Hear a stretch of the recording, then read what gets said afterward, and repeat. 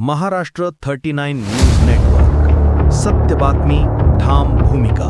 Petrol साठवणूक करणाऱ्यांवर पोलिसांची मोठी कारवाई. चढ्या दराने पेट्रोल विक्रेते, 2 आरोपी पोलिसांच्या ताब्यात. 1 आरोपी गुजरातचा.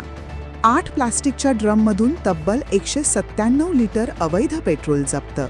पोलीस अधीक्षक अश्विनी सानप यांचे आदेशाने धडक कारवाई.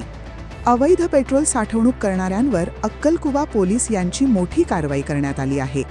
सोरापाडा गाव येथे पोलिसांनी छापा टाकून 8 प्लास्टिकच्या ड्रममधून तब्बल 197 लिटर अवैध पेट्रोल जप्त केले.